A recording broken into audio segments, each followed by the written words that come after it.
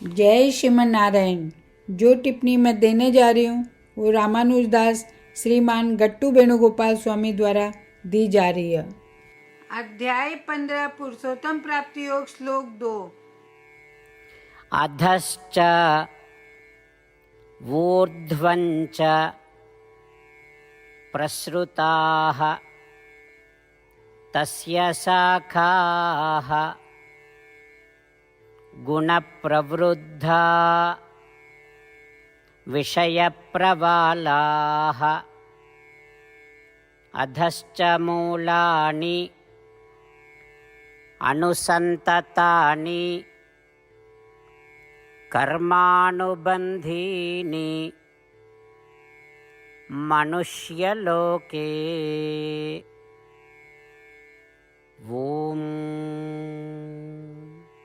गीता 4 से कृष्ण परमात्मा अर्जुन सहित मैं सभी लोग न पुरुषोत्तम प्राप्ति योग सिखा रहा। परमात्मा कह रहे अर्जुन, संसार अश्वत्थ वृक्ष की तरह है।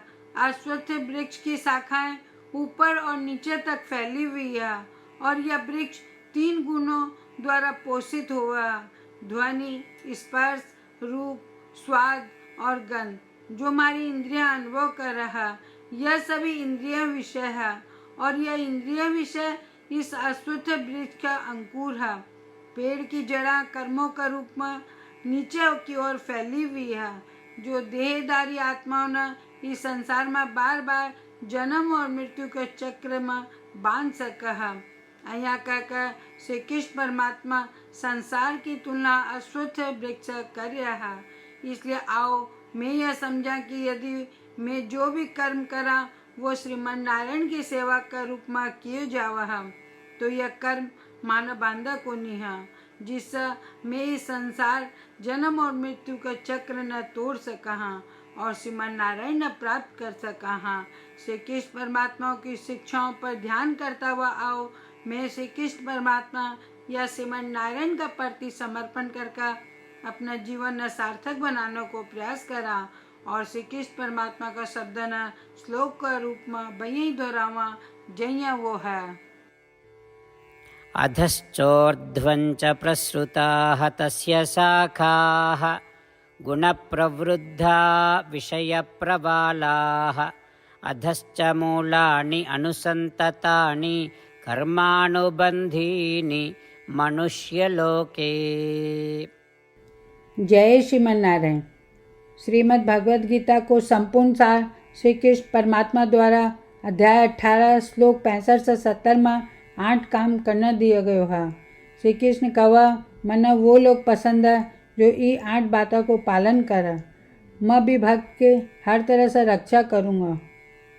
श्री कृष्ण परमात्मा द्वारा बोली गई संपूर्ण भगवद गीता न सुनने के बाद अर्जुन कहा, करिष्ये वचनम त्व, जी को अर्थ है कृष्ण मैं बयही करूँगा जया थे कहोगा। यही कारण है कि श्री कृष्ण अर्जुन सब तरह की सफलता और जीत प्रदान करे। आओ आपा परमात्मा ने वचन देवा कि ये 8 कर्मों का पालन करांगा। यहाँ की कोई पूजा तप या यज्ञ को नहीं जो परमात्मा ने यह शब्द देने से बढ़कर है। मैं कहूँगा कि आपा ने यह 8 प्रतिज्ञा करनी चाहिए। कृपया आपा ने अपने दिल और दिमाग से सोचना चाहिए। इस तरह श्री कृष्ण ने अपना वचन देता हुआ आओ आपा सब श्री कृष्ण का चेहरा न खुशी से चमकता हुआ देखा और आनंद को अनुभव करा। जय श्रीमन नारायण। यह मारो 8 वचन। मारो पहलो वचन, हे श्रीमन नारायण, जया थे निर्देश दिया मैं हमेशा थारो ध्यान करूँगा और थारा बारे में सोचूंगा।